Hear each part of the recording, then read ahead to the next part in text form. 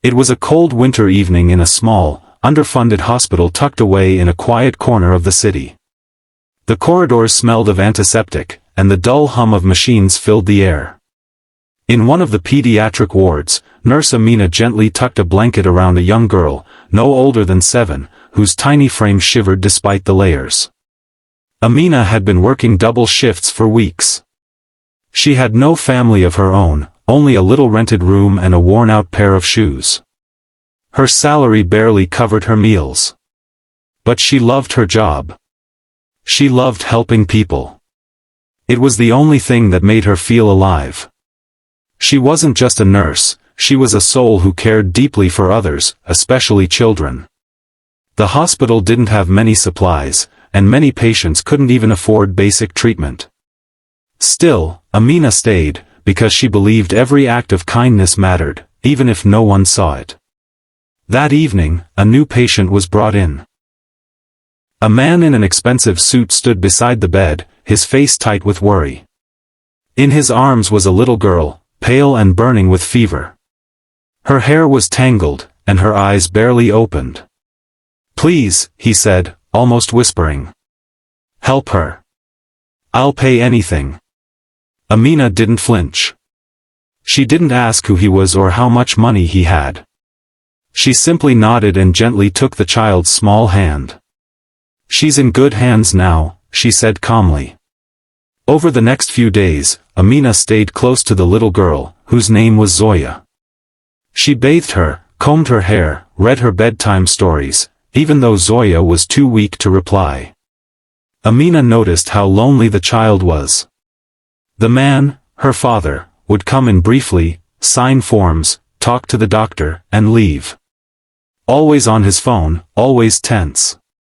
Amina overheard that he was a powerful CEO, a millionaire who ran multiple businesses, but lately, he had been struggling to balance work and fatherhood ever since his wife passed away in a car accident last year.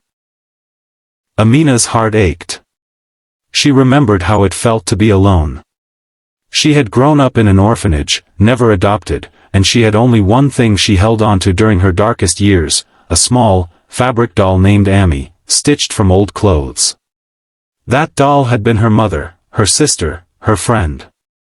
She had kept it even after growing up, a symbol of the love she never received. One night, Zoya was crying softly.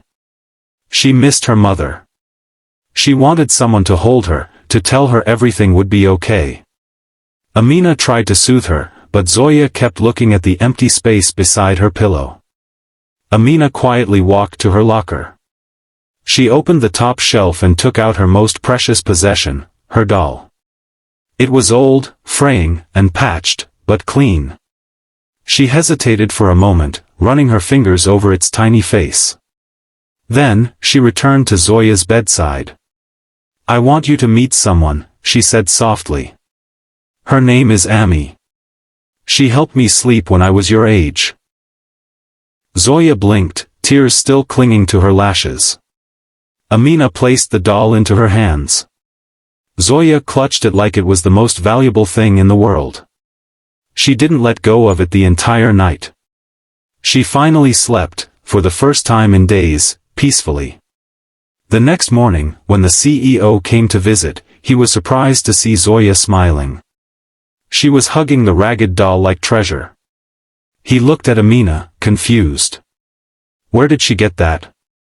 Amina smiled gently. "It was mine." He didn't say much that day. But he watched her more closely. He noticed how gently she cared for his daughter, how she sat by her side when no one else did, how she brought laughter into that sterile room. A few days later, Zoya was discharged. She had recovered well and was full of energy. As she left the hospital, still hugging the doll, she turned and ran back to hug Amina. "Thank you," she whispered. The father looked at Amina for a long time, something shifting in his eyes. He wanted to say something, but words failed him. He simply nodded and walked away. Weeks passed. Amina returned to her routine. The hospital was as crowded and under-resourced as ever. One rainy afternoon, the head nurse rushed in with wide eyes. Amina. There's someone asking for you at the front. She wiped her hands and walked toward the reception, where she saw a luxury car parked outside. The door opened, and out came Zoya, holding a bright pink umbrella. She ran up and hugged Amina tightly. Behind her stood the CEO, no longer in a suit. He was in jeans and a sweater, looking more human than before. "I owe you everything," he said. "You gave my daughter something I couldn't. You reminded her what love feels like." He handed Amina an envelope. Inside was a letter, an offer to work at his private children's wellness center, fully funded, with all the resources she needed to help children the way she always dreamed. A salary she never imagined. A home nearby. And more than that. Recognition. Respect. Tears welled up in Amina's eyes. Not because of the money. But because someone finally saw the kindness she quietly gave without expecting anything in return. She looked down at Zoya, who smiled and said, "Now Ami can help more kids too, right?" Amina knelt and nodded. "Yes, sweetheart. She sure can." And so, in a world where kindness is often overlooked, one nurse, one old doll, and one pure act of love changed the lives of two people forever. Not through power, not through wealth, but through quiet, selfless kindness. Because sometimes, the smallest gifts leave the biggest impact.